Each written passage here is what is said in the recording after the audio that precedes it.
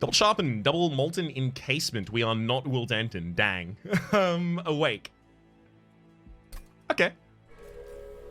Okay, let's see what we got going on here. Awake is already leaning me towards the explosive here. Do we have any other leans? Revenge to cultivate. So Merchant of Steel has a remnant banner next to it. Unfortunately, we have dregs rather than the random reform, which is pretty rough.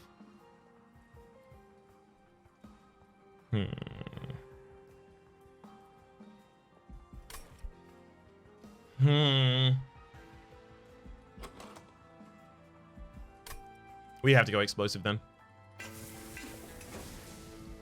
We need damage from somewhere. The exploding candle turns all of these dregs into just, you know, early game nukes against enemies, which is nice. Cheetah's Hand and Refracting Lenses are both very strong. Refracting Lens is a little bit less so far because we don't have any consume cards in the deck. You may get some. That'll still be nice. But I might go Cheetah's Hand here.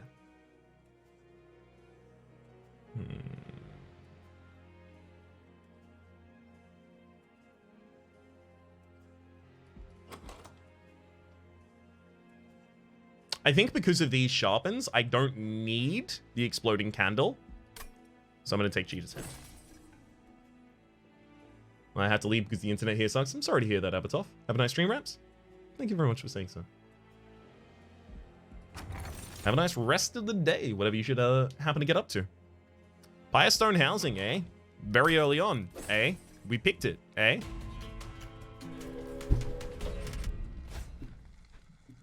Non-boss enemy units enter with spikes 3. That's fine by me. I don't intend on attacking them.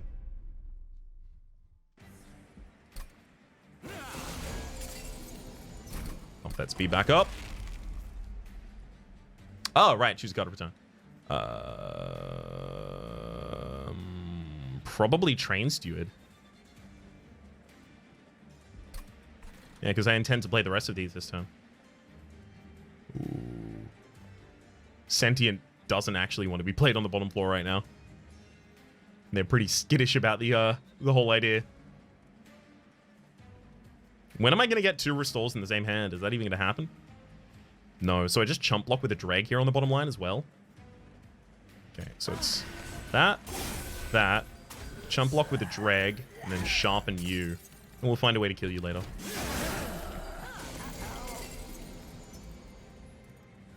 As much as I want to play the Awake on the bottom line, I don't think I can play it this turn because I have so many other things I have to attend to.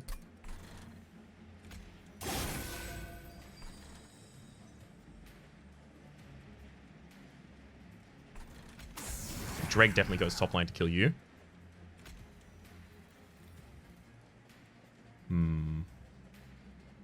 If we put a Dreg here as well, we don't kill everyone, but we take significantly less damage, and then we have the Awake next turn. Disciple, put Soldier. And you'll cut 2 down, so we'll put 2 Train Stewards on the top line. So you'll have the ability to kill this one, and then get killed. Put Sharpen in the next hand.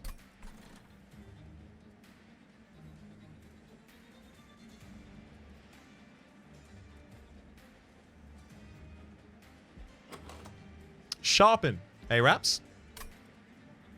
Ember Drain.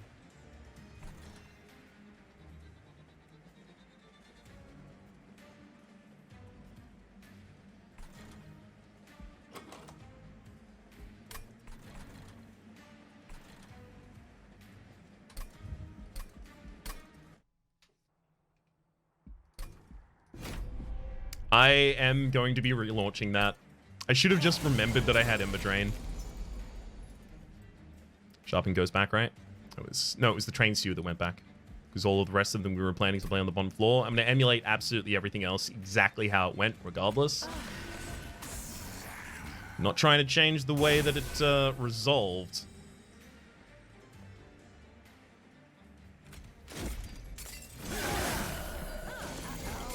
Just trying to change that one misplay.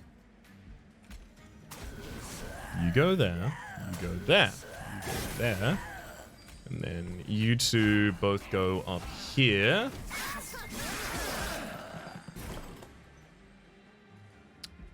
Yeah, it did the drain as well before that happened. I should have just been a little bit more patient.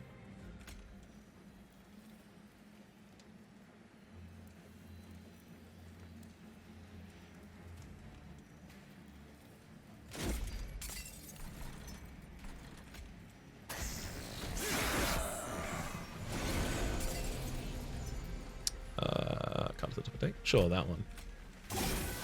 Giant regen. Dreg. Cool. Just not enough damage there.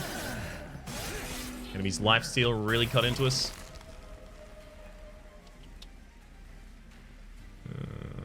Guess we'll put a dead weight atop the deck. Well, I guess we put a restore atop the deck. Well, maybe we put a train steward atop the deck? No. Possibility of having 2 train stewards out at the same time, or a train steward as well as molten casement. But then I have to summon Ember Drain. Yeah. Restore atop the deck, I think. We just need to get that lifesteal off the enemy first. Okay, and just put that out of hands. That goes there. Fuck you. Cool. Ensnare, Sting, and Resto Det. Resto Det's pretty good, specifically with the Sentient that's got Rejuvenate on. Train Steward really carried us across the line right there. It's definitely either... Well, it's definitely one of these cards. I can tell you that much for free.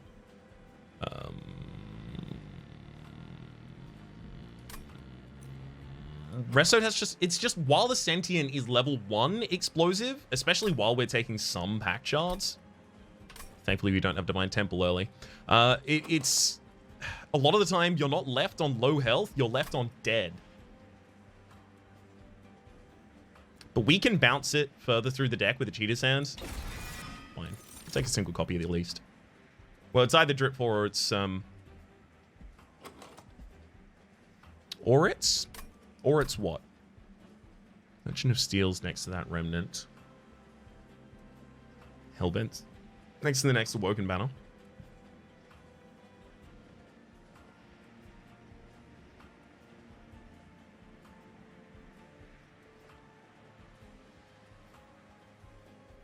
I'm just thinking, what are my damage scaling options? Right? What are my damage scaling options in a deck like this? They are playing more heals, playing more rejuvenate triggers on the same turn, using the explosive, dealing a bunch of damage to the enemies that way. That's not incredibly consistent. Not even particularly consistent.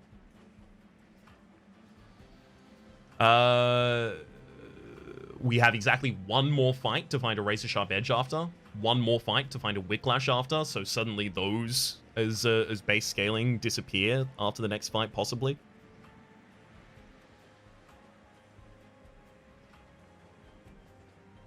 We have one Awoken Banner. Like, just one. I think we have to lean Remnant. But then I have to find Reform, but I haven't got a Mold over in the deck yet, and I got base Dregs.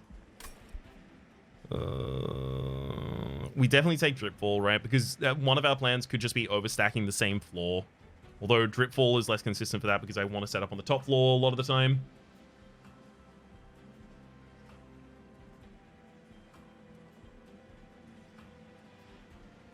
Maybe it's Draft then.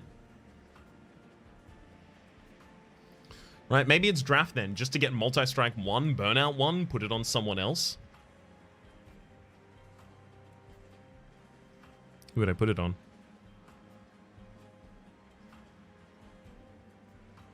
Well, I mean, that would depend who I get. Lady of the House's health isn't necessary at this point. This is just going to be, like, very, very important to get correct.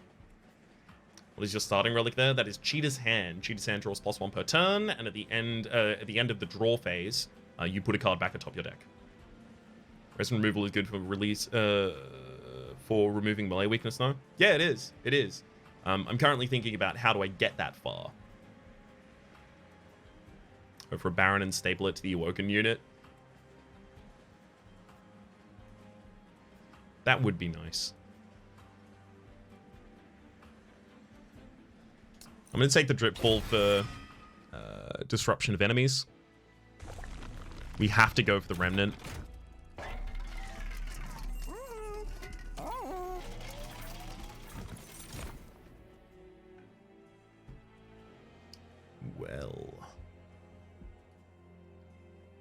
Well, what have we here? Santa Claus, huh? Ooh, I'm really scared.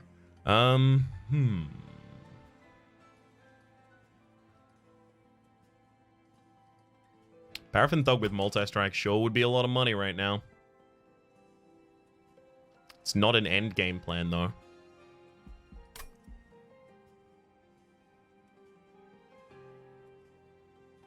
Well, neither is Lady of the House, and I need to take a card here. How do you like gold, Raps? I love gold. Well, I mean, if I can get this 3 multi-strikes, maybe I can buff it. Well, 2 multi-strikes would probably be enough, right? With the explosive damage going through. I want some damage spell supports, but we're Awoken Remnant.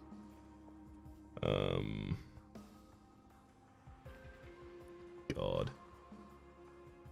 Sorry, this is just difficult because I know that in this ring and next ring, I'm going to make the base decisions with respect to the common cards that I take.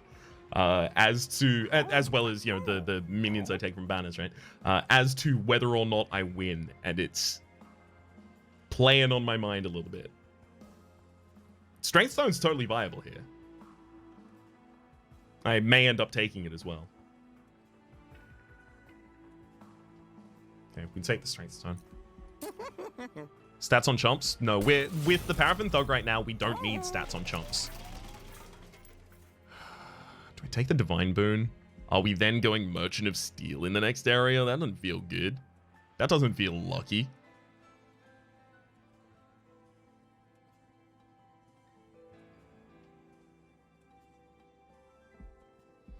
Quick, Large Stone, Endless, whiff 3 times over. Quick, Large Stone, Endless. We already have multi-strike. I really wish I would just remember how many of the larger upgrades there are. Is it just those 4? Quick, multi-strike, Large Stone, and the other one I mentioned, Endless.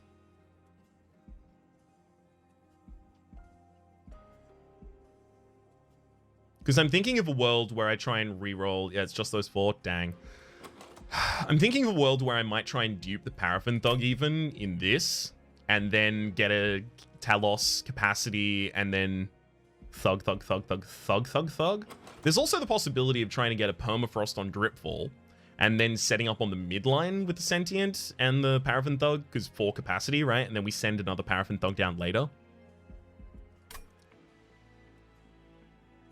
How would we apply damage scaling there? You could just give it a Battle Stone. While true, if I do that, I lock myself out of the possibility of giving it another multi-strike later, and another multi-strike later is going to be far more impactful. It's the slot locking that I'm a little worried about.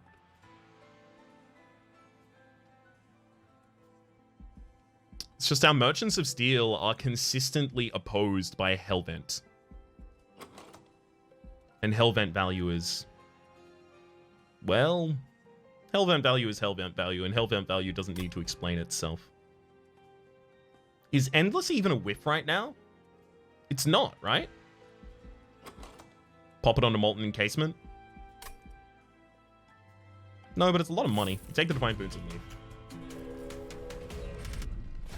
We could give it multi-strike through a draft if you're willing to dip into putting up with Burnout. I'm unlikely to. Just because... so, Burnout support, right? Think about Burnout support in Remnant. Your basic cards that do it are Wicklash, and after this fight, by the way, we no longer get any more basic cards. So, Wicklash, Hallowed Drippings, the healing one that I always forget the name of, and then reforming them, and the Waxen Spike, and then Lady of the House. Very soon, we will be out of the ability to find any more of those, and unless we find a very consistent source of those, we're going to be in a rough position. Arashi Tsukiyomi says, I gotta ask a pseudo question. How do the stones actually enhance the monsters? Are they stuck on the monsters when summoned, or are they like super glue on the cards to summon them with the buffs? How does this work? I'm imagining that they're kind of like, like spirit tags, like Japanese spirit tags. I'm imagining they're kind of like that, right? And when you place them on the field, you're also placing them with the kind of spirit tags on. Hey, Ashlyn. Good to see you. Can we deal with top floor enemies? Yes. And in fact, they are money.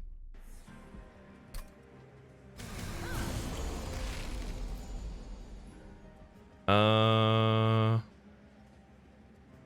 Train Steward's definitely not being played this turn.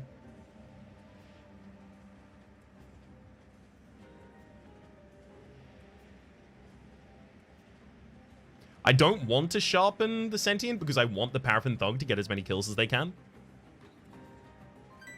I would even possibly give the Sharpen to the Paraffin Thug, right? So that I can start dealing with this enemy, which I can already see right there. Wait, can I can hide that? Oh, great, I can hide that and then look at... Oh, okay, beautiful. Yeah, I can see this enemy is the 75. Nico7AE, as well as Floor QT, enjoy your modes in chat and welcome to the Republic. Thank you very much for the Prime subscriptions. Well, no, like a single regen is already enough to take care of the Forge Disciple. Single restore on the right turn.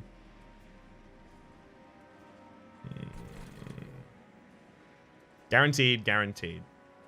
I could play a restore to take out the frontliner, right? But then they attack, and then my regen goes off on my own turn. Right? At end of turn. Does it go off after that unit has engaged in combat, or after all of the combat has resolved?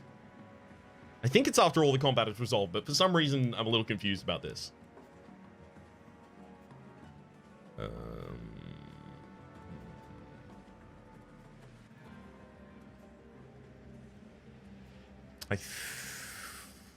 I think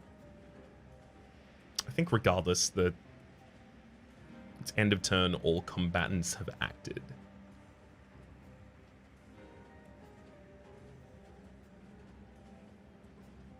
So then I put the restore on top of the deck then.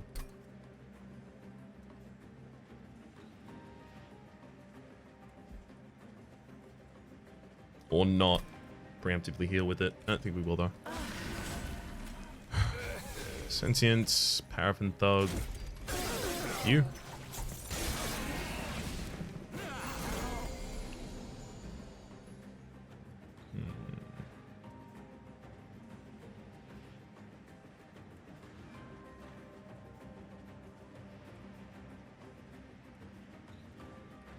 Put a Dripfall atop the deck, I think. Give me some flexibility later on.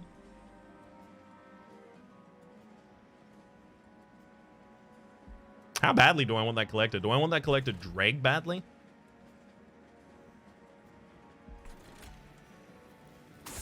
Is he an Ember Drain badly? Yep.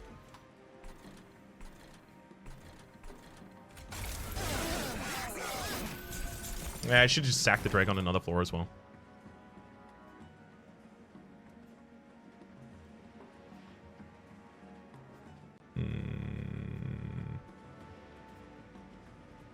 Let's get the train steward out of there. Hit that. Pull you down. Can I please have my, Ah, thank you. Restoration detonation is what we were kind of looking for there. Or at least I'll settle for it.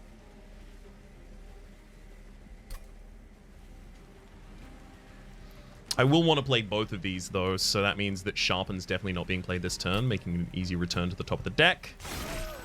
That kills the enemy frontliner. Oh, I should have restored first. Oh! Because now I'm going to kill that and deprive myself of gold.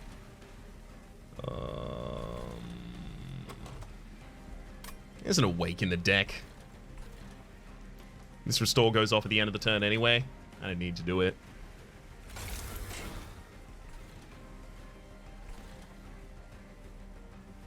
Rage.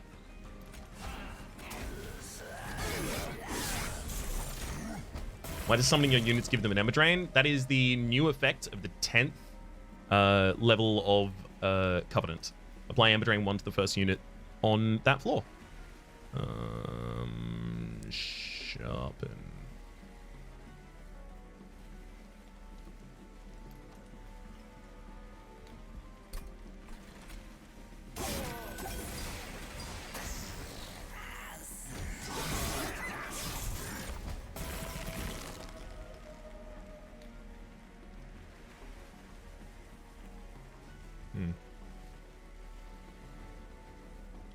Actually, how it resolves right now is the best it can, because both of these reconcilers seem to be dying against the Paraffin Thug's Thorns.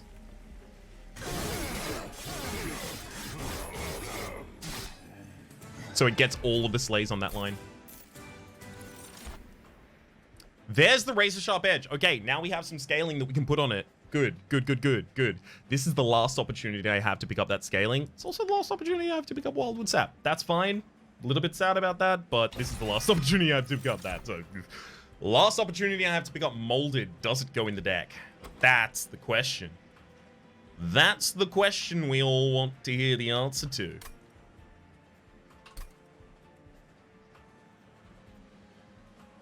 It's a hard answer.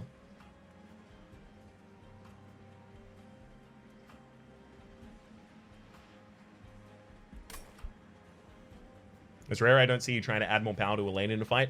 I try not to do it when I recognize that there is a benefit not to doing it specifically, but if it's not relevant at all, or at least in my estimation not relevant at all, I've definitely occasionally messed up the math in my head, then I just still do it. Wait a second, I was not aware that after certain combats you're locked out of finding cards of a certain rarity, says Faman.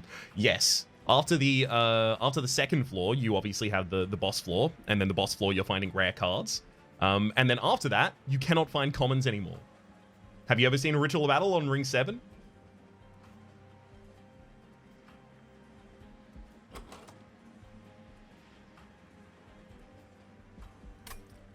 Does Molded help us?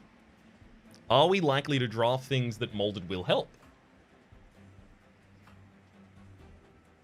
And then are they better helped by Molded or finding a source of Endless? Well, one of the rare units we could pick up would be Bounty Hunter. That'd be some scaling damage. That'd be something we could try and operate with. That'd be something we could reform. That'd be something we could get value out of in that way. Am I going to the Merchant of Steel in the next area or the Hellvent?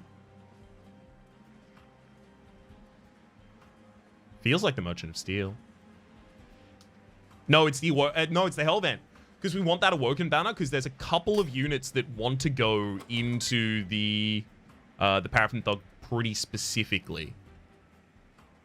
Animus of Will actually wouldn't be bad. It's just another multi-strike. Yes, it's negative 15 to the damage of the Paraffin Thug, and that's big, right? So it's negative 30 to their current damage, but also plus 15. So it's negative 15 to their overall damage output, but it makes them scale far better with Razor Sharp Edge and Sharpens, the cards that I'm going to be playing for the scaling on them consistently.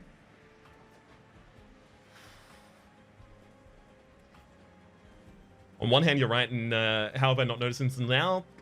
Look, I didn't notice until someone like told me that was the rule. And then I was like, oh, yeah, I guess that doesn't happen. Strange. Very strange. Who's Campbell? Thank you very much for gifting a tier 1 sub to Faman. Enjoy most in chat. And welcome back to the Republic, bud. I think I skipped.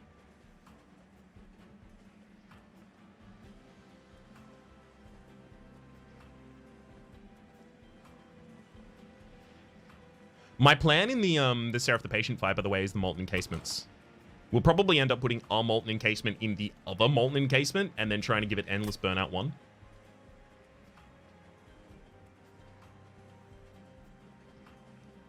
But what if I don't get endless? Then 4 turns is enough. I'll find endless. I'm going to enough shops.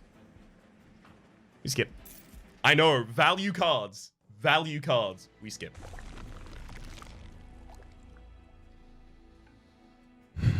I may end up even duping the Razor Sharp Edge with that Hellvent. It's so damn important to me. Even unupgraded, I could easily dupe it here.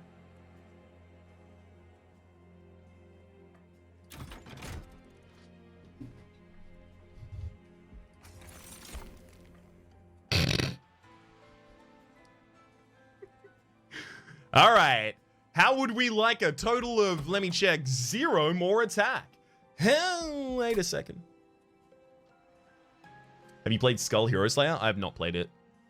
There are so many games out at the moment, and Skull is, it's not high up on my priorities, or it's not high enough on high enough on my priority list to be likely that I end up playing it at all.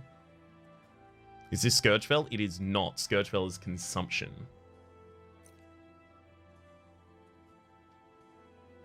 It's cleansing water. It's just good for when you have pack shots. All right, Awoken Banner. What do you got in? You would, wouldn't you? Rejuvenate, cultivate 2.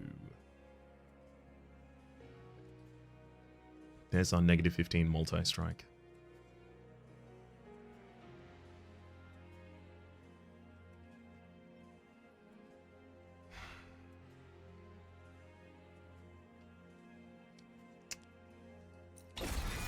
We need it.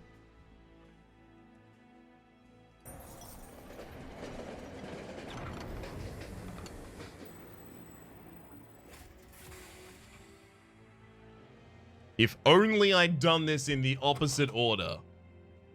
That's still 2 energy every single turn, and we have a lot of expensive things and not many ways to play them. Obviously, the Sharpens come to mind. Obviously, the Awake comes to mind. Obviously, the fact that I haven't cost reduced the Razor Sharp Edge, I'm about to dupe it, comes to mind. We're taking the Abandoned Stave. Makes sense. If that's the case, then what's your list right now? I don't have a formalized list on hand at the moment, but things like it would be the Outer Worlds DLC, finishing Outer Wilds, Disco Elysium, the final cut, obviously Monster Train DLC Divinity, continuation of Downfall, obviously consistently on top of my list. I'll just add in all of the series that are currently running on the channel. There's Astronarch as well that I want to start a series on, Loop Hero that I want to start a series on. Do I need Go On?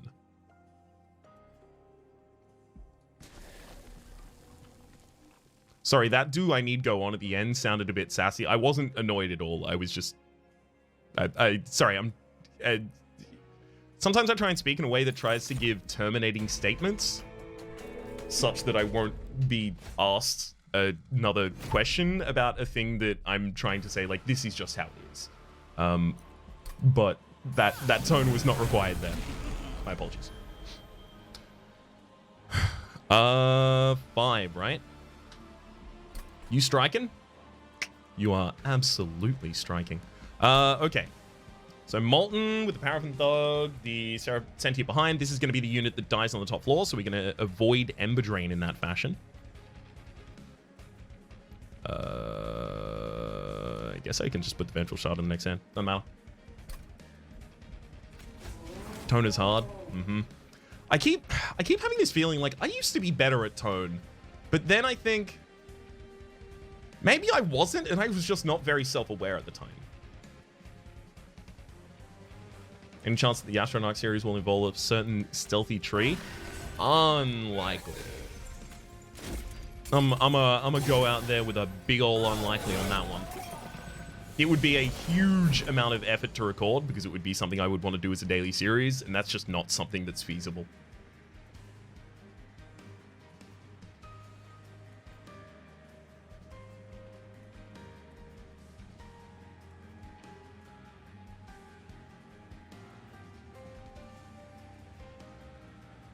I'm overthinking this, right? It's just, what am I not going to be playing this turn? Then don't play that, right?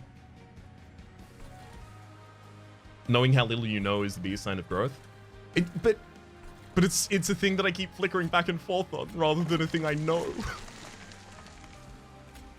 Um,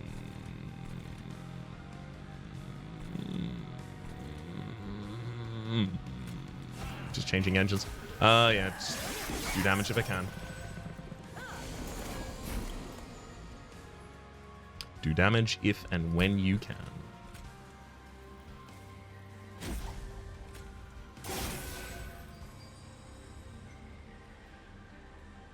I'll chump block. I love how effective chump blocking is on the top floor to prevent that Ember Drain as well.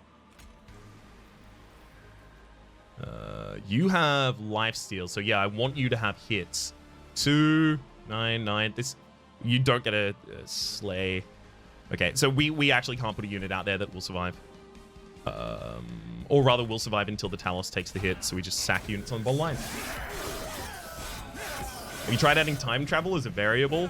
I've been thinking about the whole time turner situation. I talked about that a little bit earlier on stream, but... okay, well that's going to be a Molten Encasement in the first line, I'll tell you that much up front.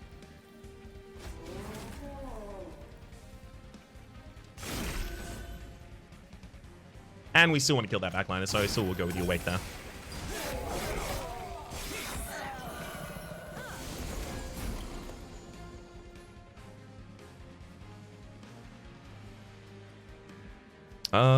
Yeah. Just leaving 5 energy worth of stuff there. That'll work. That'll do, pig. That'll do. Oh! So as it turns out, while we've been doing all of this, we've been money. While this has been happening, money has also been happening.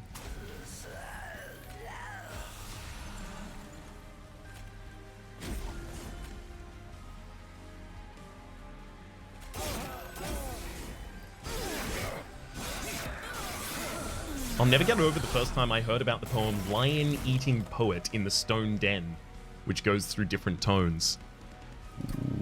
I would ask you about it, but there's part of my brain that's like, what if we eventually just recorded a read-through of that poem? Like, sight unseen. Maybe that'd be a cool, fun thing to do.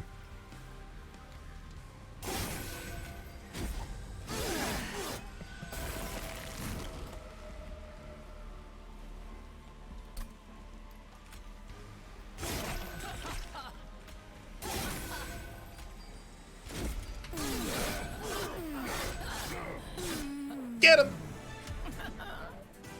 Money time!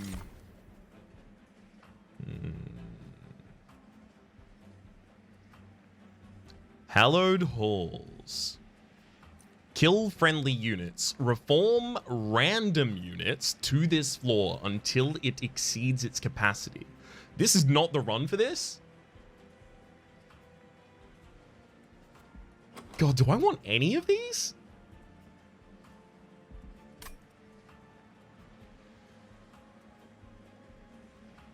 Channel Song's not bad in it. No, it's awful. Oh my god, the dregs. Never mind. I can't take any of these. This is really rough.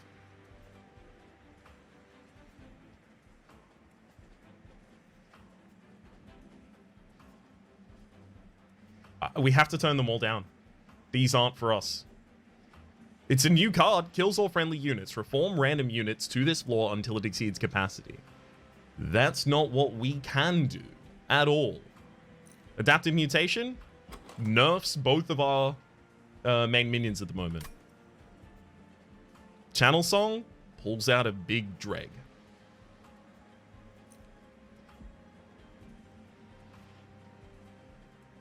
Could you pick it and just do it to an empty floor just to gild it?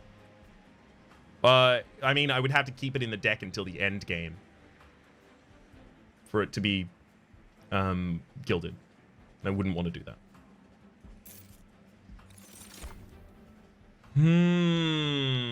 This is really annoying because I wanted to put the Shattered Shell in the Paraffin Thug as a form of more scaling.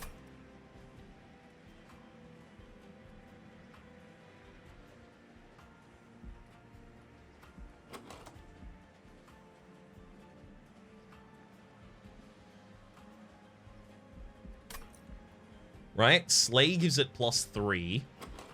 It has multi-strike 2 right now. It might get multi-strike 3 over the course of the run. But it already has the ability to get multi-strike 3 from the Animus.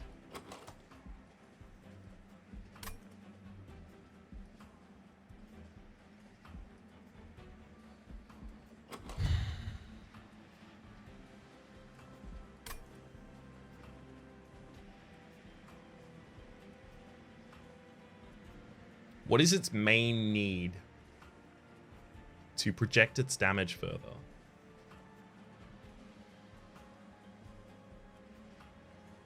Okay. Less related to the stream exactly, a more meta conversation. What do you think about a monthly hangout with Rhapsody in a voice and video call patron tier? So that is one that, back when I was setting up my patron, a lot of people, or rather I did like a lot of research looking at other people's patron pages to see the kinds of offers that people in my field had been offering. That is one I explicitly chose not to add. And the reason is because while I am quite comfortable in a circumstance where it's me and 300 people in a room and I'm just talking to y'all, this is, to me, not really... It is more than solo recording social, but it's not really social much. I get deeply nervous about interacting with people in a more one-on-one kind of setting. With text, I can engage at my will, at my leisure, at the speed that I can.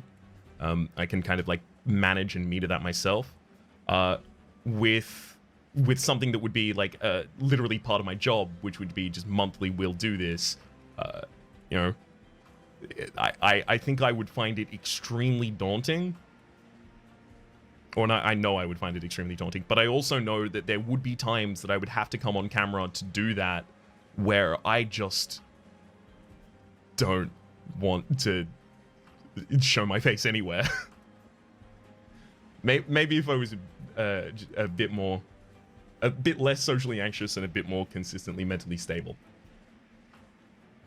There you go. That's an answer for that one. I'm also, by the way, happy to talk about meta conversations, kinds of things. By the way, if you're watching this on YouTube because it ended up being a highlight run, I try and read out the comments.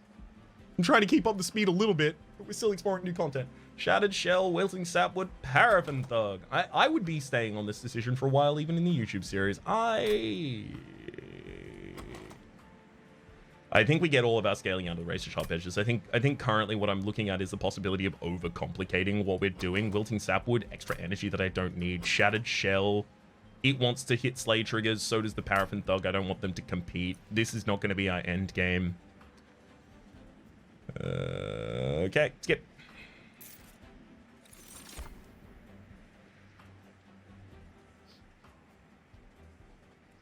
Fell's Remorse, Herzl's Compound, Light of the Seraph. Definitely Herzl's Compound. We have so much energy from the Abandoned Stave.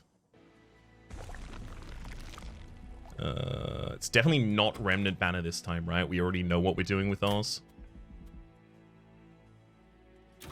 Yeah.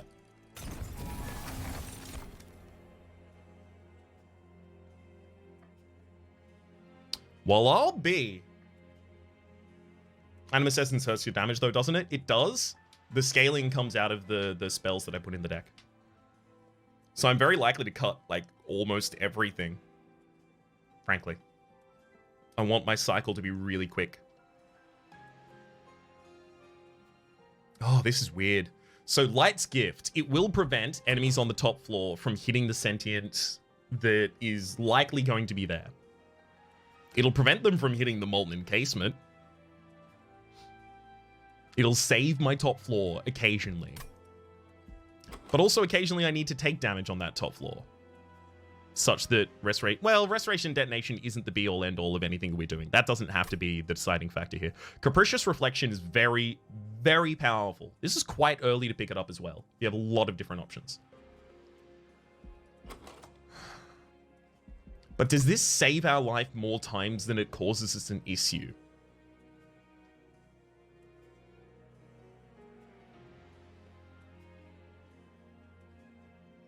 It depends. It just depends. It depends how, like, it depends whether I have all the restores in the hand. Because if I do, then, you know, I kill all the sycophants with the restores, and then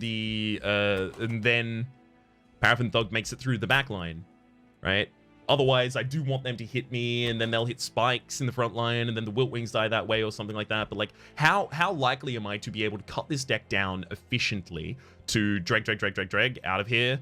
The Train Stewards out of here.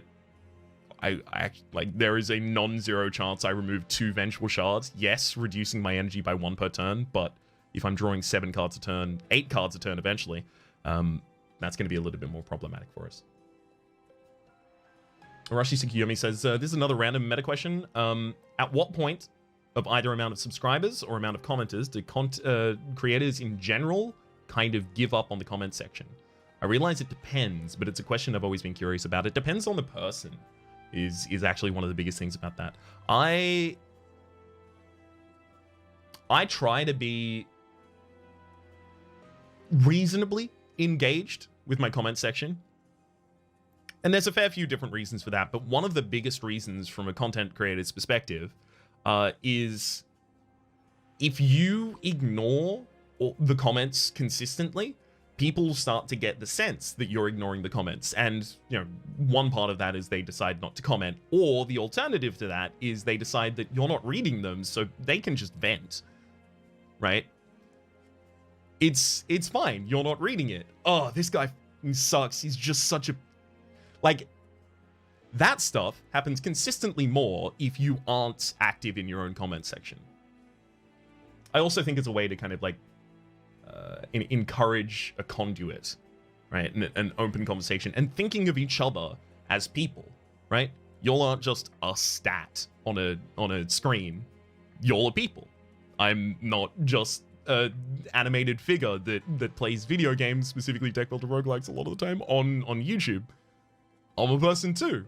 And I think those kinds of direct conversations, especially when it is about, like, explaining the nuance of a statement, are particularly good. There are also, like, a lot of people who approach me in a very, very respectful way to ask a question about strategy or to ask some clarification, or just drop a hilarious line. Moose Campbell, again.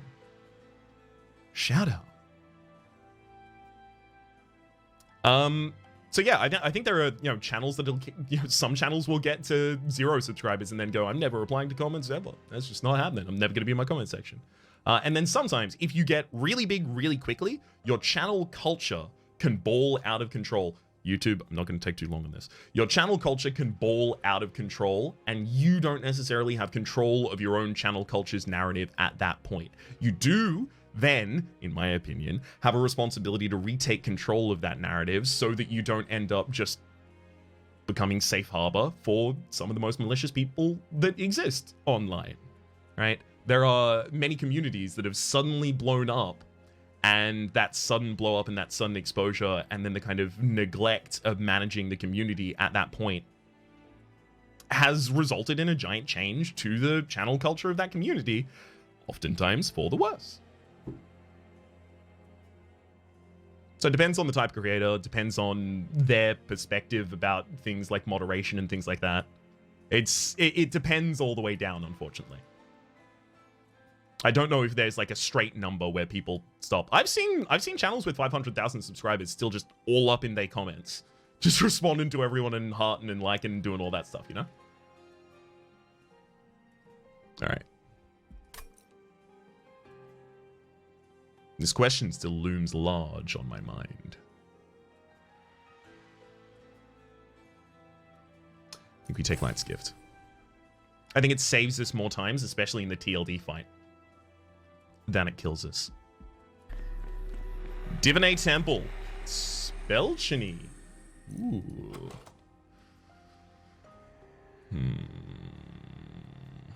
I like the idea of putting that on at Wake and then getting a double cost reduction on it. Because we have 5 Ember per turn. We have the ability to do that.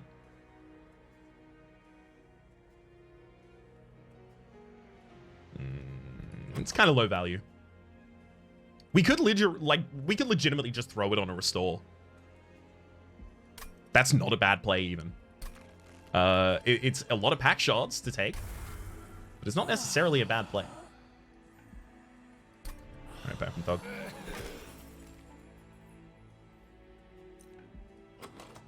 It's a lot of pack shards. But it's an extra restore. I wonder about putting on a razor sharp. That has to happen, actually. Thank you, Johnny. I wasn't even thinking about that at the time. That absolutely must occur. Okay, let's get the train sewers out of here first. Then we want all the dregs out. Then we're pretty happy. I may aggressively use money for removals here. I mean, we've got aggressive amounts of money. So what are we doing except using them for aggressive removal, right? Makes the most sense to me. One big thing we need is a source of draw. Awoken Rail Spike would do a treat. Non-boss enemy units restore all health when they move up a floor.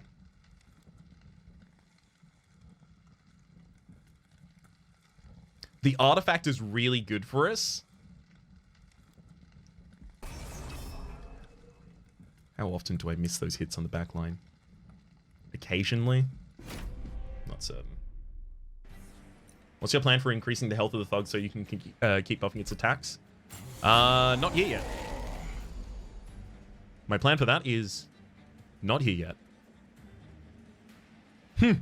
I like the idea of using Razor Sharp Edge to kill the Molten Encasement after we get the Ember Drain on the top line, but we have so much Ember that that's not actually really a consideration we need to make.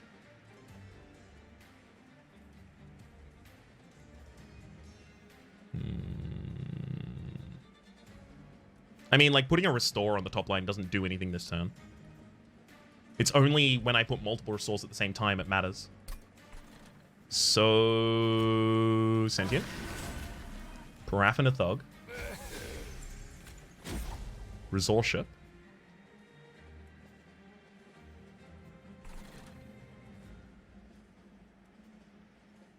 And then we do just want to sack 2 units.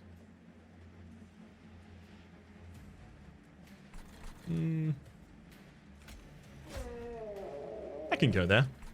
There's no special reason it doesn't have to be there.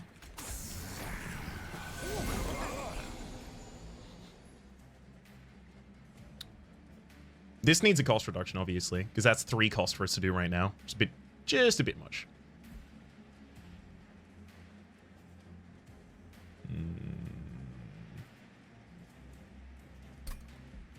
It's 3 costs to do right now, but it is something we do need to do. Likely not this turn, though. I really want to get triple Restore out here. Keep up my regen.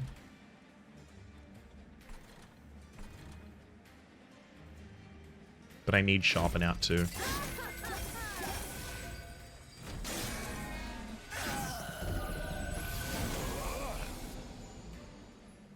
Awake has to go back to the top of the deck, definitely. Because it's... Here's a Sharp Edge. Here's a Sharp Edge. Vengeful Restore.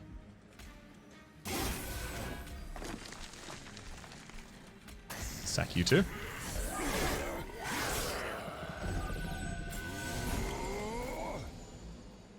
Okay, let's hide that. I wish by default that was hidden. I don't need to know that instantaneously.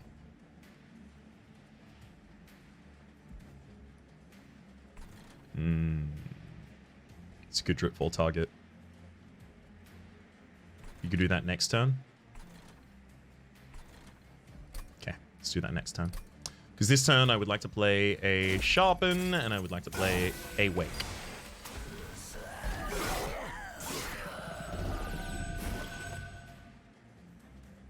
Okay, there's our Spell Chain back again. So Dripfall, Spell Chain, Restore. Pop your Wake back atop the deck, I think.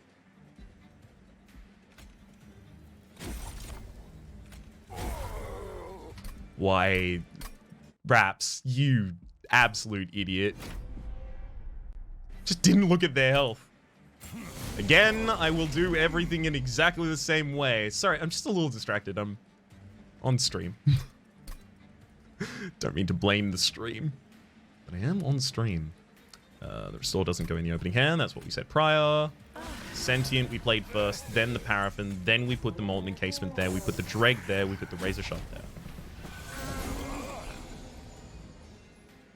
This hand, we said that the Razor Sharp Edge is too much to be able to play. We did not play the Vengeful Shard. We did play 2 Restores, getting a single point of regen, then we played a Sharpen. Tried to warn you? Well, that was more like a meta kind of thing, right? And then this turn, the Awake... No, Awake gets played. Wait, hang on. What was it this turn? I feel like Awake was played this turn, but so was double Razor Sharp Edge. How'd that happen? No, Awake must have been in the next hand then. It must have been in the next hand.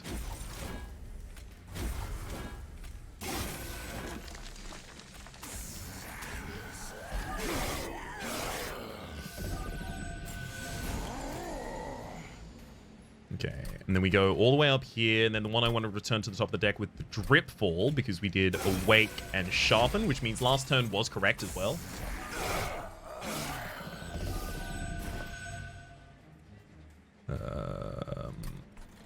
Okay, you can only take the copy of one more Razor Sharp. Got it.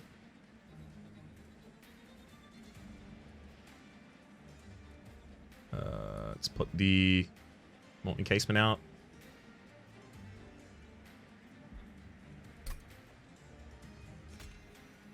Sharpen. Razor Sharpen. Then stop casting. Hop. Hop. Hop. Yeah, that's good enough. I don't actually need to drip fall anything here.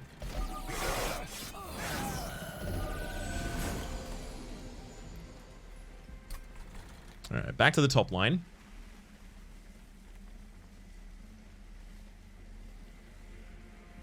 Sharpen, Restore, and then just everything dies to the Paraffin Thug again. I can even Molten in... Wait, no, I can't. I can put the Molten Encasement down, but I couldn't do anything with it. I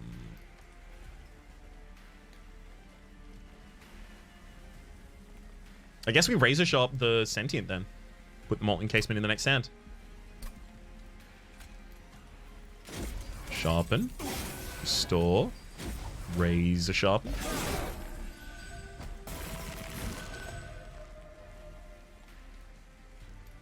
Again, Molten Encasement can go in the next hand. Then we can just easily play all of these.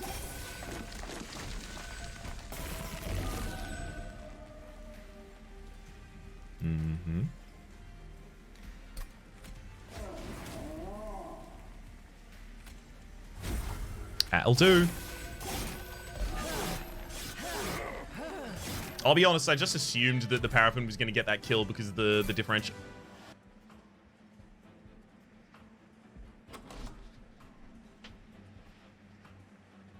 Two Sharpens, an Awake.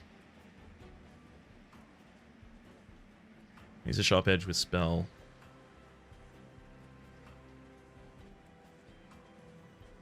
Vengeful Shards. Draw +3 per turn, so we're going to be drawing all red. This is interesting, because if we take this, right, the Cheetah's hand is drawing 1. This is drawing 1, so we're already drawing 7. This takes us up to 10, which means that... Oh, also, I can use the Cheetah's hand to just re-roll the cost of something, put it back atop the deck. But it also means that the next gem can't be draw. It cannot, which means the next gem is probably energy, which means the Volatile Gauge is easier for it to play again. It's Gauge, baby. Focus Growth. Draw +2 next turn. For the reasons I just mentioned, it's not Focus Growth. Is it, however, Edge Prior? Right? Healing spells cost -1 on this floor. All the restores, the ones that I'm not likely to cost reduce, the regen, the restoration, detonation, all of these are getting out of the deck. Baby, it is an Edge Prior. Through and through. Sacrificial Resurrection, Memories of the Melted, Mortal Entrapment. Mortal Entrapment's not a bad way for us to try and start accounting for Seraph the Patient, because if we're not going for the double Molten Encasement play on the midline, then we're going to need another way to kind of trivialize the boss, prevent them from doing too much damage. Now that you're drawing 7 cards... No, I'm drawing 10. I'm drawing 10 cards a turn right now. Already. So I'm not taking another draw gem. I might take a red draw gem, though. Gage doesn't care about the 3 cost. That is another really clinching matter here. Hellvent. It's up against the Merchant of Steel. The problem is Hellvent and Dupe, like, there are a lot of really now incredibly... Like, Dupe Awake.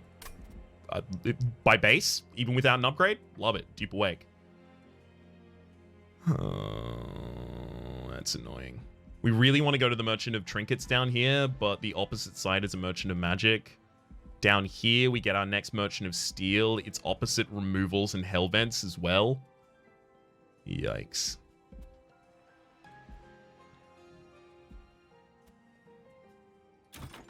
I don't like that I have to do this, but it's very far from our multi-strike that I keep looking for.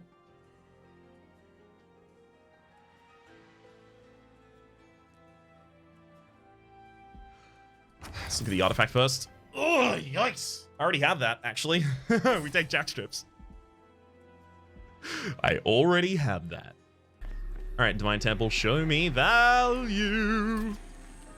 Baby. It's value if I've ever seen it.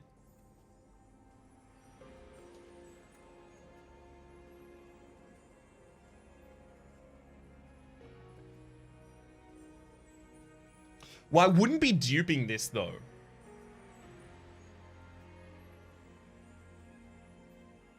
This is value, but I would not be duping this because I can't play that many razor sharp edges. It's just not happening, right? And the need to do so is lessened because the sharpens are really good. Okay, I will do it on Awake. I was debating some way we got to use it here, but no, it goes on Awake. And then we dupe Awake.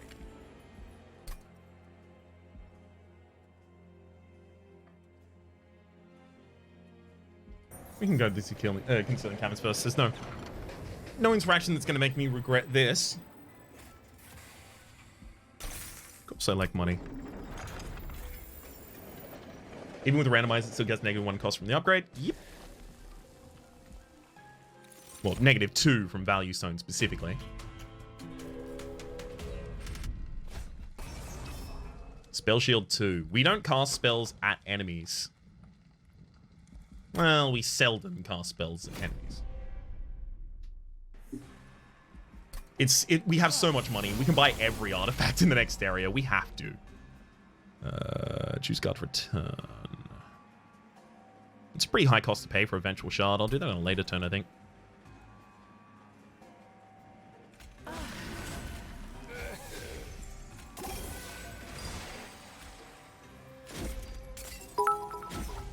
Regen and restores.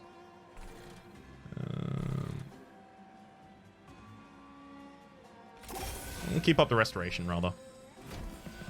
Johnny Drop Tables. Thank you very much for the 49 bits. Says, Rhapsody plays, please give me 5 health.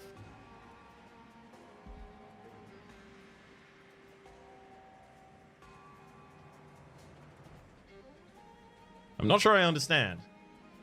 Appreciate the bits regardless.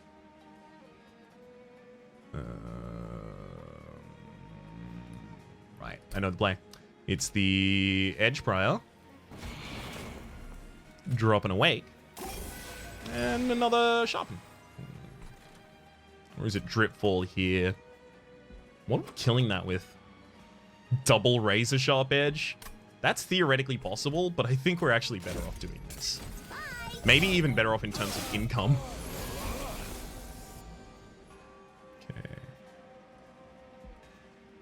Return Vengeful... I keep returning the Vengeful Shards. I shouldn't be just doing that consistently. I want to throw things that are high cost, but I want to have a lower cost, I guess. Bad way to explain that, but I want to throw those there. These restores will deprive us of a lot of gold, so let's not do that to ourselves.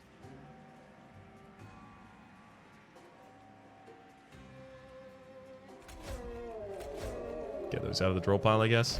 Yeah, that was not great.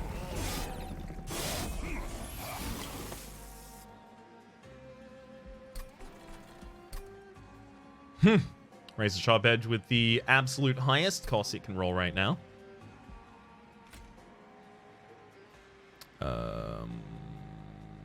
You have taken damage as well. I mean, like, I could throw a Mortal Entrapment on you. It doesn't get you all the way to dead, but it does set you up for a Razor Sharp Edge to get you there. Okay. Seems good enough for me.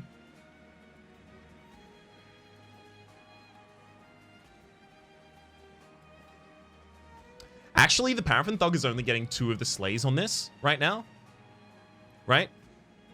The enemies all attack, the Paraffin kills you, and then attacks the Clipped Guardian, and then the regen kills. So if I use Awake, and then it kills you, and then kills you, I'm getting the same amount of slays, and I've got more regen out on the board.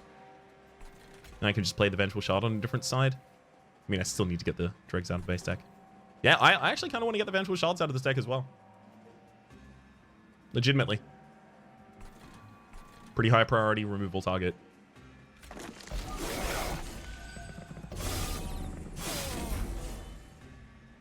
Can you please stop giving us literally the worst cost constantly? Thank you. Appreciate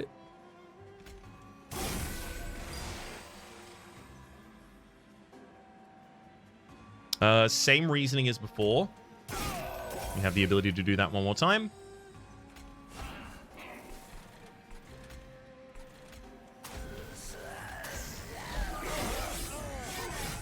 Siren, thank you very much for gifting a tier 1 sub to Johnny Drop Tables. Johnny Drop Tables, enjoy emotes in chat. 1 pack for the Republic. Yes. That's much more reasonable. Huh? Bud, you got spikes on.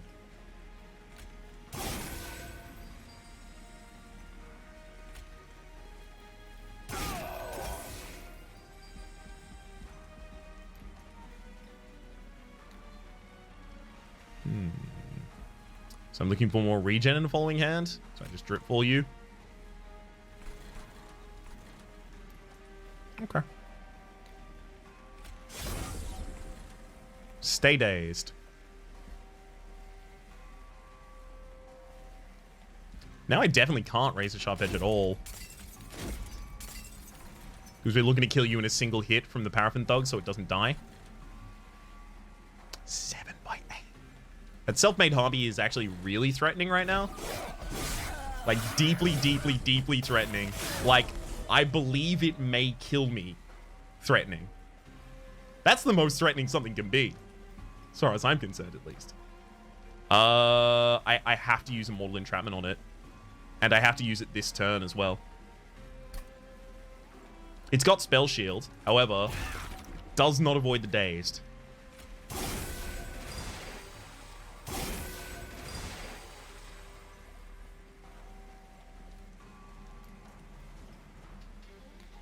Now, here's the key.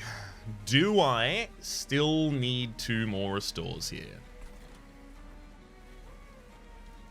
You're going to be dazed for 3 turns when you come up. Regen on the backline? That's not going to matter. So the Paraffin Thug kills here. The rest of them don't have Thorns or Sweep.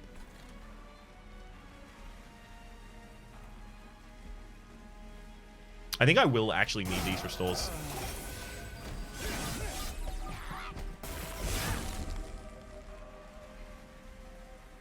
Oh yeah, the Steward was there. Thankfully I got the Mortal Entrapment again.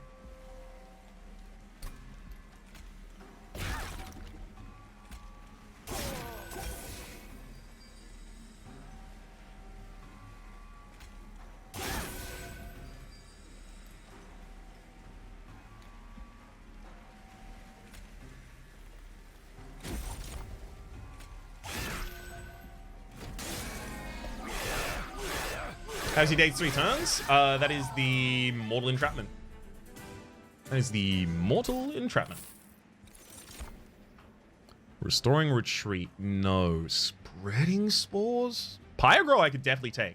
100%, right? Even if it ends up 1 cost. Or 2 cost. A lot of the time I can still play it. We have so many cards. Spreading Spores. No. No. No. I'm taking the Pyrogrow. Engulfed in Smoke is also pretty good here.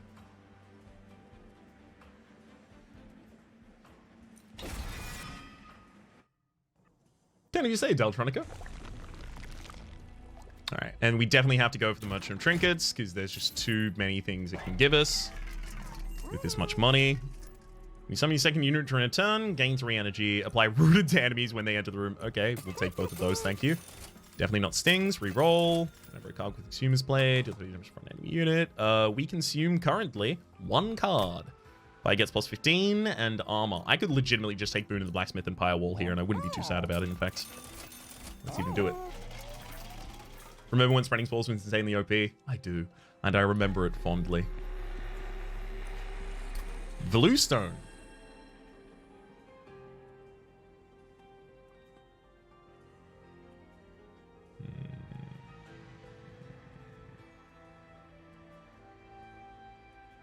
Again, we could consider the Razor Sharp Edge needs this.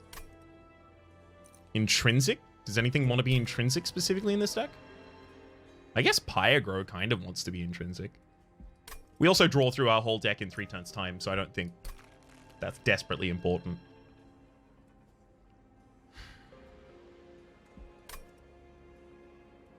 Engulfed in Smoke is very effective. I see a future where I actually dupe that Engulfed in Smoke.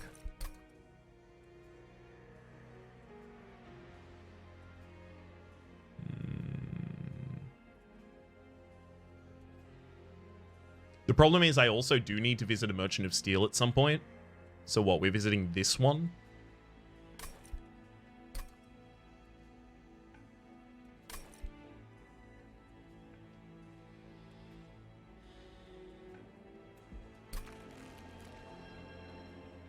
We haven't got enough health or regen right now to use the Awakes as our only engine.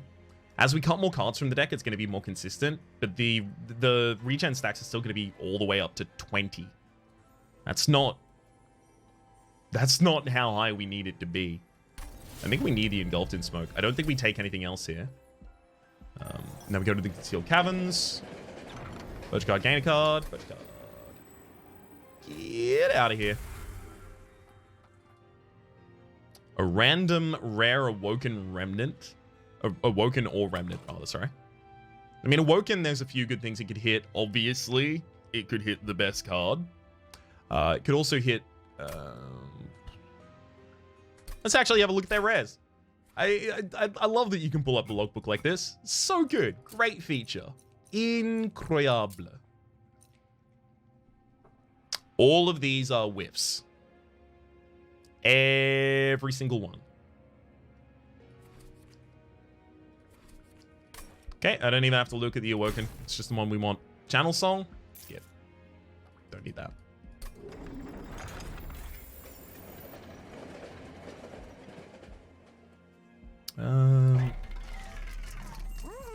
Now here's a clutch one. We'll remove the Vengeful Shards after we've gotten the Energy Relic that we're about to pick up. Our cycle through the first star, I've said it so many times, cycle through the first deck matters so much to us. Remove a couple drebs here. I think that's enough removal for me right now. Obviously, we still have more money to be able to utilize later. I love how at that event, at its worst, is Purge a card, gain 10 gold. I love that too.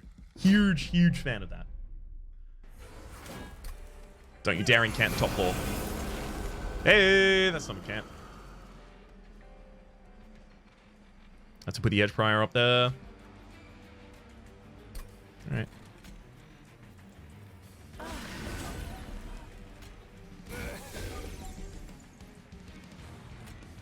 Definitely pop the Pyagro out. I think we use a Razor Sharp Edge and a Sharpen. Just quickly get some stuff, you know?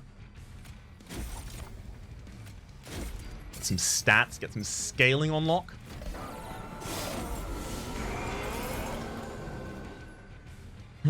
Okay, one of these does want to be cast on the top floor.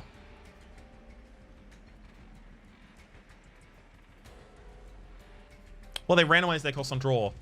Wait, does this get just completely removed? Or is it a base cost increase, so I'm randomizing between 2 and 4? I don't think it changes what I do here, though. But it would be interesting.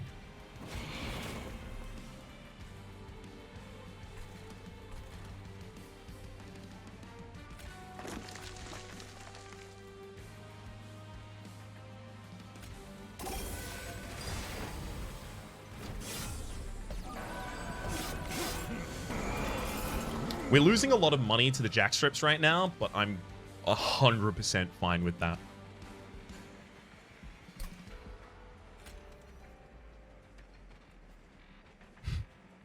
We're going to lose a lot of money setting up regen here, but again, this one I have to be fine with. I'm not actually... but we do just have to be fine with this, so... Do it when you gotta.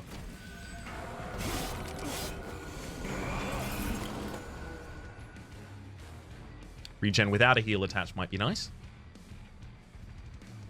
I'll put the Dreg back atop the deck so I can play 2 cards in the same turn. Get the impact output that way. Alright. Excuse me? Can I... Oh! Okay. Didn't select that yet.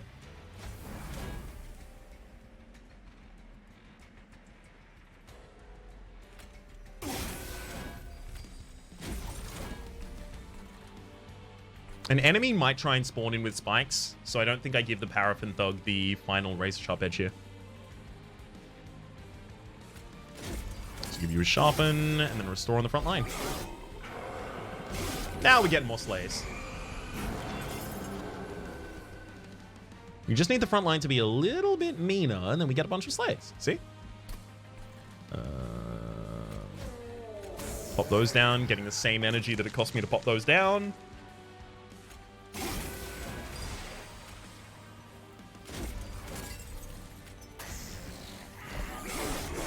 Nice, managed to get rid of him. Catch you around, Arashi. Definitely not the trip fall here. Easy choice. You're also already vulnerable to starting to get mortally entrapped. It's nice to know. Whether or not I'm going to take advantage of that immediately, that's a completely different matter. Still nice to know. And it looks like we will be trying to take advantage of that.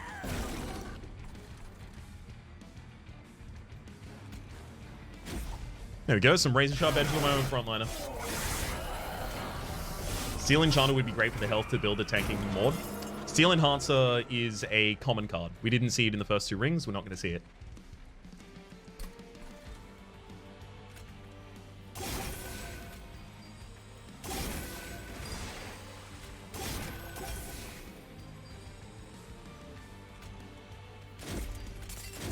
Sharpen you up a couple times. Damn, you are really looking sharp.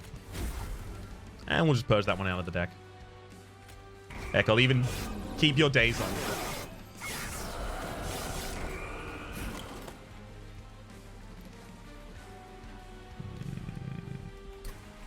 Yeah, return the super high cost one there, thank you. Stay stunned.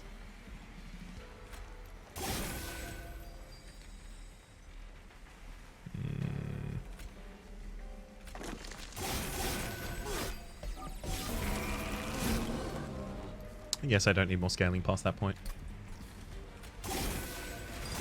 Especially past that point. Okay, yeah, now we're definitely just going for damage on the back line. And we know that there's no spikes with which to contend. So we can throw that one out now. One more restore, and then Dripfall would have been nice, but we can't do it, so it won't be nice. There you go. Attacking Edge Prior. Why not have that in here too?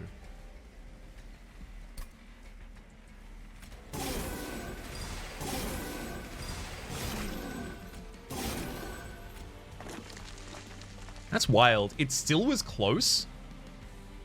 It shouldn't have been close.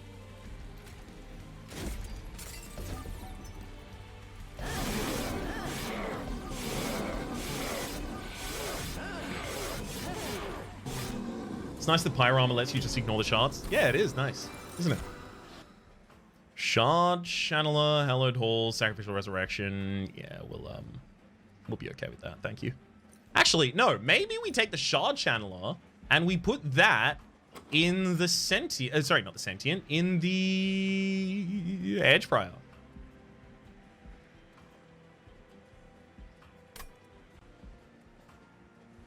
Just gain some spikes every turn on our front line? That worth anything? Well, I mean, it's worth something, right? Root split mask and stuff. But, like, 7 rounds of combat, we have 14 spikes on the front line. Is that worth anything?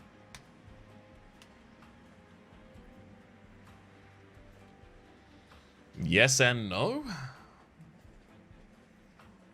It's a little bit of backline clear, but also the jack strips are already accomplishing that. But jack strips are also decreasing the necessity.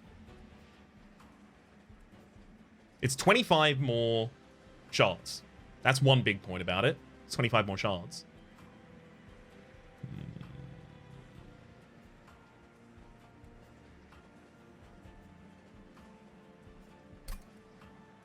We do have another Divine Temple. It may end up synergizing with relics that we find. I'll take it.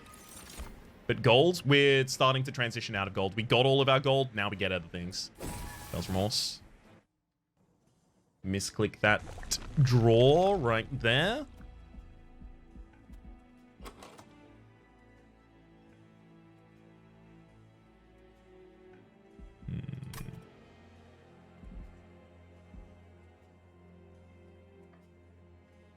God, am I just not getting any more spell upgrades? Is that just what's happening here? Because it really feels like we could use a couple spell upgrades.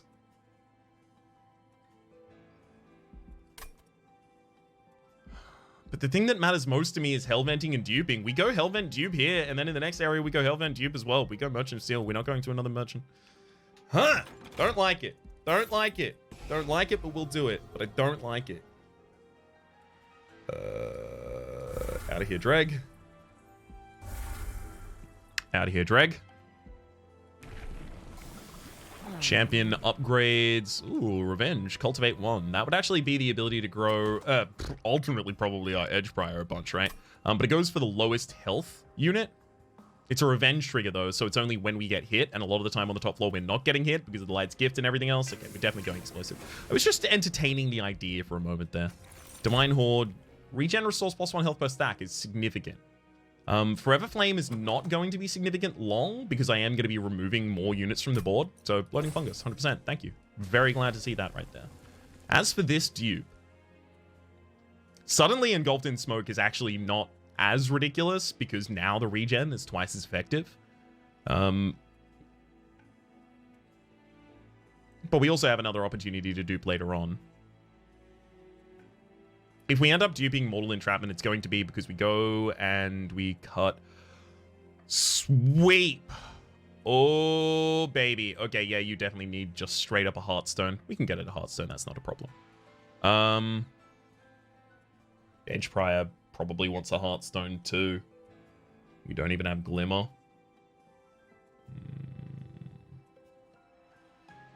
Oh no, but then, yeah, then it's the Engulfed in Smoke and the Mortal Entrapment that keep us alive. Got to go that for a second. I'm leaning Awake here. Just because of the Bustling Fungus pickup that we just made.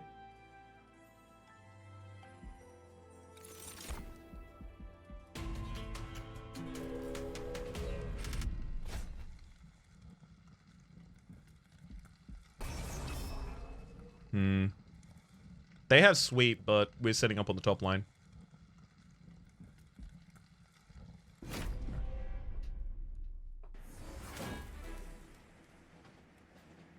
And they're even kept there on the top line for another turn.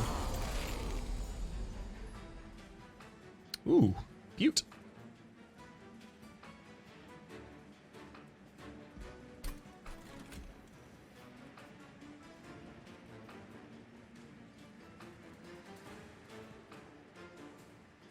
You know what? Molten Encasement. Sentient behind, Paraffin Thug behind that.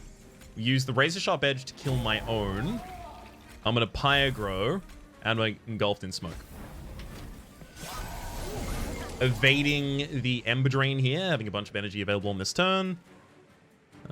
So even if we got bad costs and things, I would be able to play them anyway. Need the Molten Encasement for the next hand, though. Sharpen, sharpen. I mean, I still need to stack Awakes. Don't have too much choice there.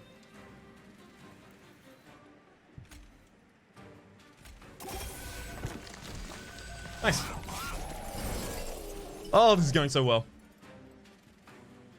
Magical Shard's just a bit costly. Unless there's something I want specifically in my next hand. Not really. Put a unit in front, won't die because of the Lad's Gift again.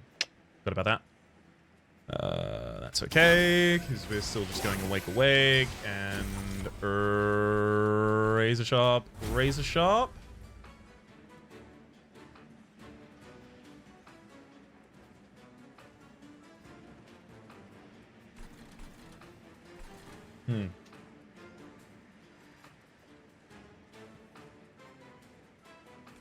Maybe I just mortally entrap the back line there.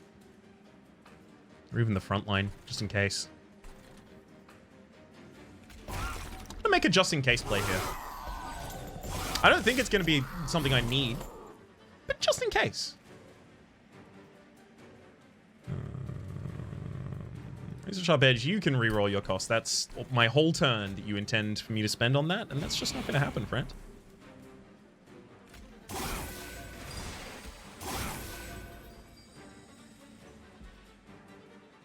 Okay, then we can just sack this on this floor, gaining an extra Ember.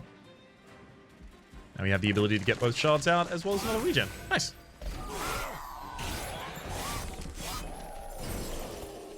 Gosh, they got real big bodies now, don't they? Real large. Dripfall doesn't affect this hand, because we're just going to play literally everything.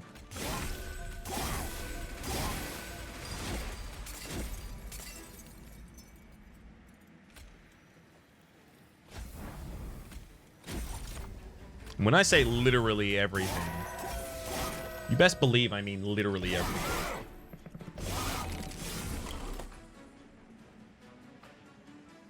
Let's throw the Mortal Entrapment back. We'll wait for the boss to appear. So there is Thorns on the Steel Wing, but it's 3. But we might end up hitting it multiple times. I can still leave a Razor Sharp Edge for another turn, I think.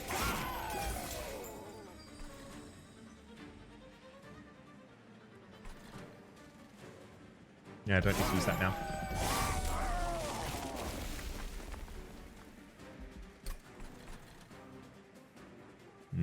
He's trying to hit the front line at 3 times right now, which is obviously going to be great for us.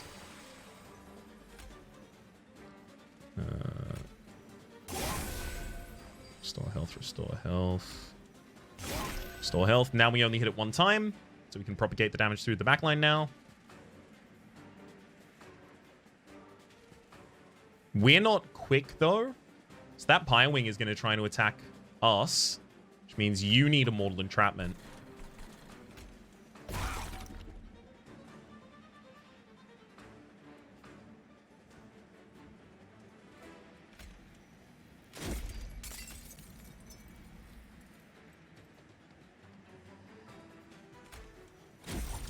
You can take that. There's no more spikes for you to contend with.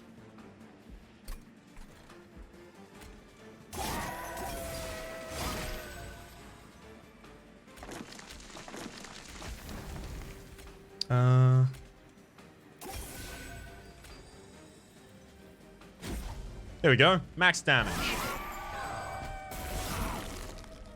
Hey, GC Bob. Good to see you. Ooh, I am a random gift sub recipient. There are a fair few of those around this part. Welcome on in. We're in the middle of our second run. The first was a win with a regen type build. This one is also a regen type build, but it's a very gold exploity kind of build as well. I'm not calculating this. Yep, didn't get it with the didn't get the slay out of that. Bramble Lash. That ends up being a pretty big frontline nuke, actually. But is it ever bigger? Well, it is bigger, right? Because it's 10 times the amount of spikes on friendly units, and we are going to be giving 6 spikes per round. This is 60 after the first round, 120 after the second round, etc., etc. And then so on, and you best believe so forth. Sure, I'll take a Bramble Lash.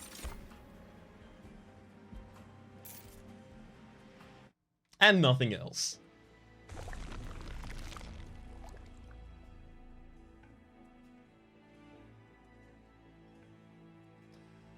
Favorite science fiction melee weapon? Melee weapon?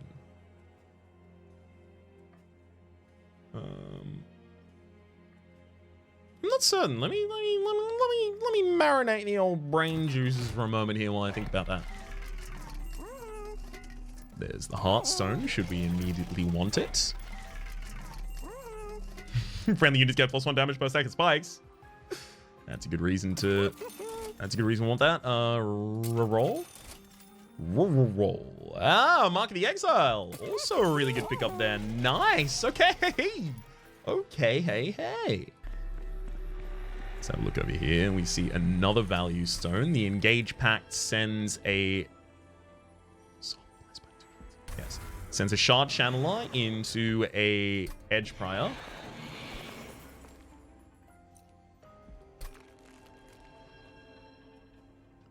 We have a value stone here, which to me says we value stone the Mortal Entrapment, right?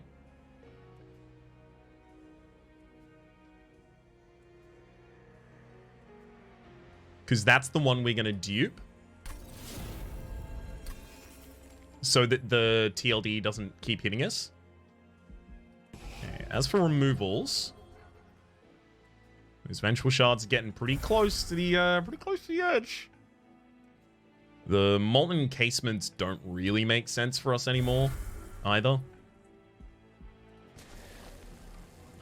Hellbent gets another Mortal Entrapment. Merchant of Steel. I think we just throw the Heartstone on the Paraffin Thug so we don't have to worry. Fine. You did it. I don't want to spend too much money on Endless here, though. Plus 25? Sure. I can go on you.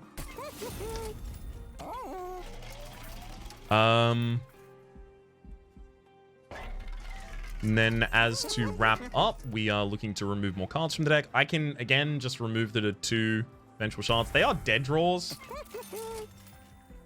And energy is worth a lot, but they are also still really dead draws. Do we have any remaining dead draws in this deck? Yes, Mortal Encasement.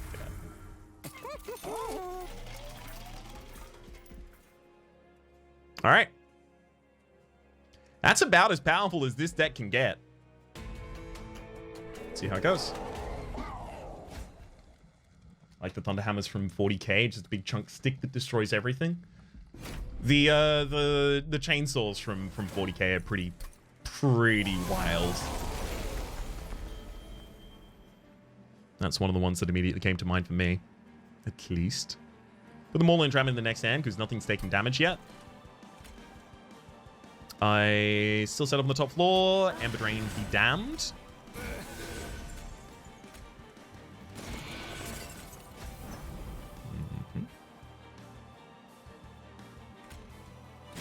Give you 2 sharp edges.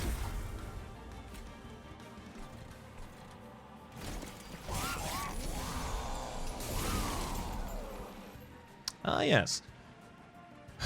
Maybe we just start mortally entrapping the boss a bunch here. I think that's actually quite likely. Excuse me? The boss hasn't taken damage yet? But they ascended. They moved floor. Jackstrips.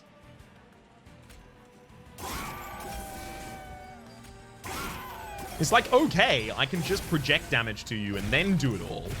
6 turns worth of dazed right there.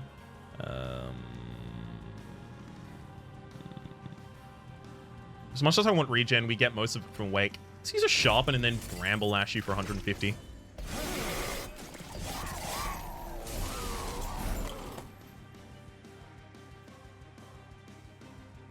I like hard light weapons, maybe? Like a hard light dagger? Like, I don't know.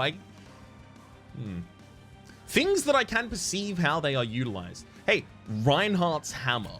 That's pretty sci-fi. It's got a rocket strapped to its back. That's my answer. Reinhardt's Hammer, then.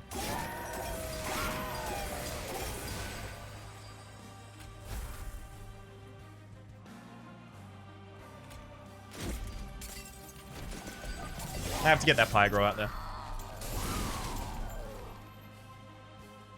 Choose card, return. Anything except Dripfall, because we Dripfall the boss this turn. Just get them out of this line. Literally, it doesn't matter what we do here. You get out of this line, so I don't have to constantly incant for you.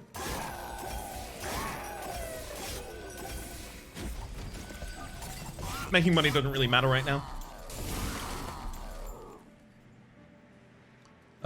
Choose card, return again. Blow him up, blow him up, blow him up, blow him up, blow him up. I was really hoping I was going to be able to get all the way to the back line. Oh, that was so close. I didn't count because I was like, yeah, we'll do it.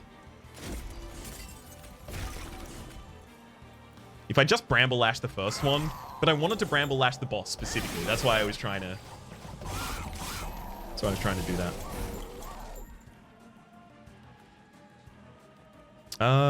Actually, this Sharpen is a little too expensive for us to play right now. We'll entrap you again. No damage to me, but much damage to you.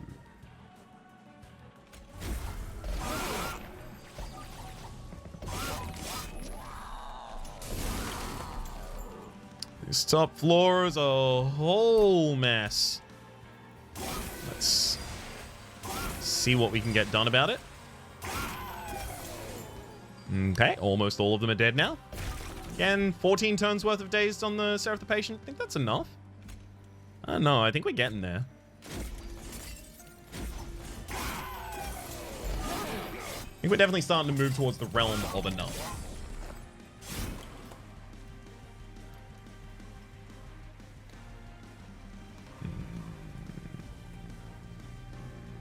I guess the Restore that's too expensive here. 16 turns?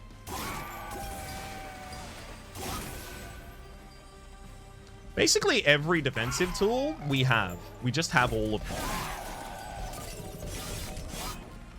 Seraph the Dazed. That is very much their archetype right now. Yeah, because we can still spell chain these here. Feels good to be able to actually cast all of those now.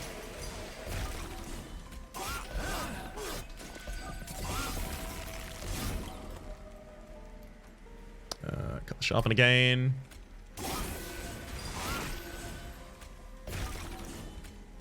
I'm just going to keep you stunned for just actually forever. We're still so close to being able to Bramble. Oh well. Seraph the Dunked Upon. Get dunked upon.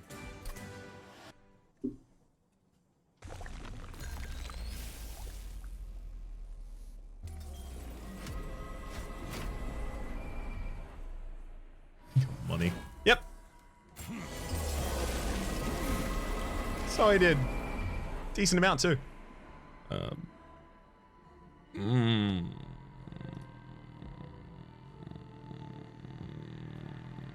Alright, I already know my place on the top floor. It's Sentient, the Paraffin Thug Bot. Excuse me.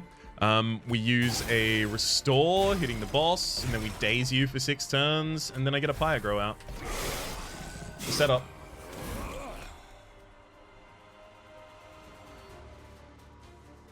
Let's get the Chaining Razor Sharp Edge back to the top of the deck, because I do want to play specifically the Edge Prior this turn.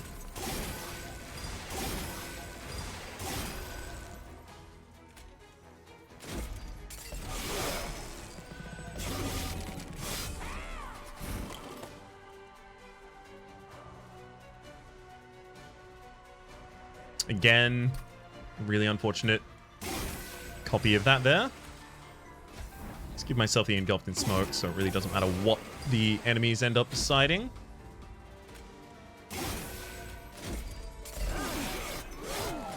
Mastiff isn't. They're getting divided. There we go, 9 turns worth of that there. Remember when I said, how do we scale with this deck?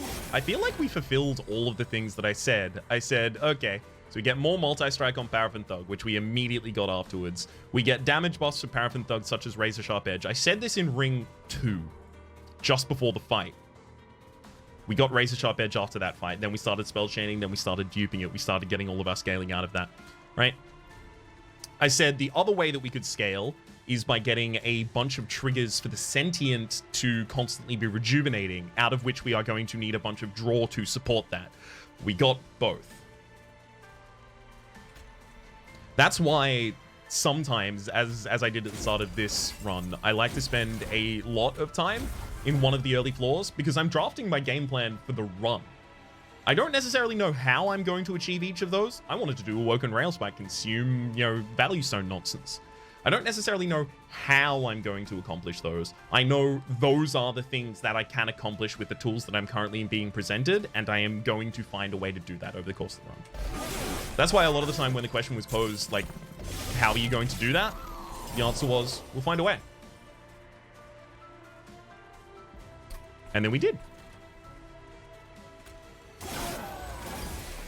Yeah, and we protected the health of the Sentient on the top line with the Days. Obviously, like, Gnarled Root ended up coming into play, which made the Edge Prior play a lot better than it otherwise was. Mark of the Exile is also here for the Sentient, right? The Root Split Mask was huge. Absolutely huge. It was huge in the last run, huge in this run. The Light's Gift, it was really good earlier on. Currently, it's not really necessary. We would just overheal the amount of damage we take every single turn.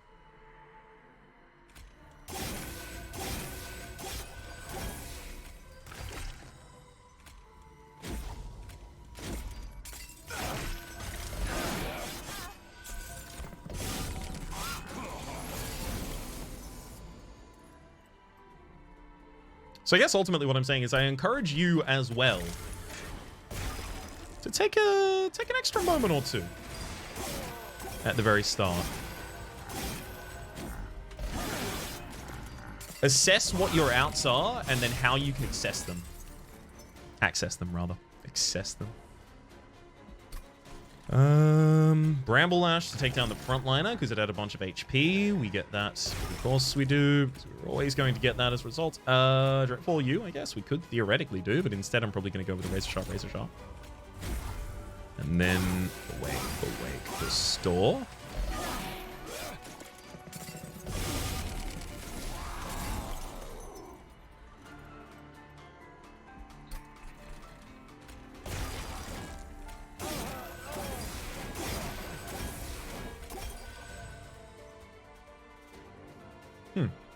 Looks like that didn't even trigger Rejuvenate that time, weirdly.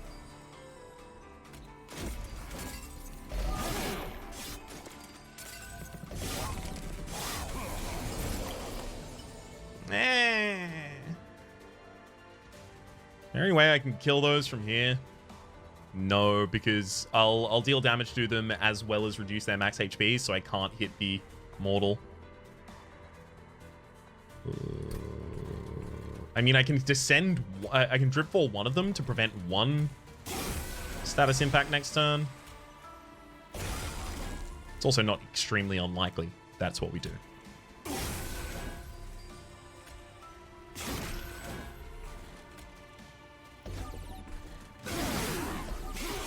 I can't really be denied cards and be happy about it.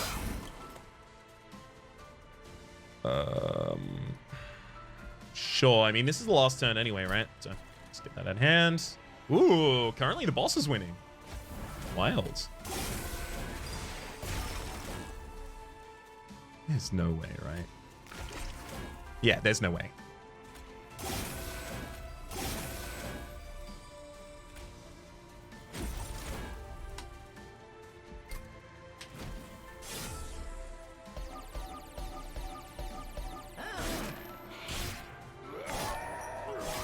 Hey, V, thank you so much for the raid. Much appreciated, bud. What were you just playing? What were you just playing and how's it going? Ooh. Love the flanking of the V.High there with the Mercy Wings. Styling. Absolutely styling.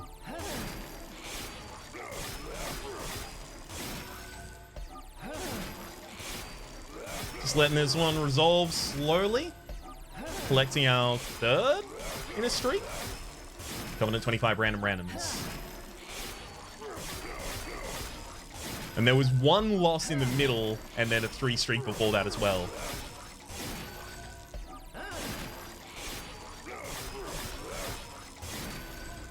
Yeah. It feels like almost every tool we had in the deck was necessary. Some of them were a little anti-synergistic with one another, like, you know, dazing everyone on the top floor as well as having stealth on the top floor. But ultimately, I think we're fine. Streaking the new content already. Yep. Mm-hmm. Kind of my style. Actually, did I have any off-camera runs at any point? I had a couple off-camera runs before the start of the stream series. So let's actually have a look at our run summary here. First up.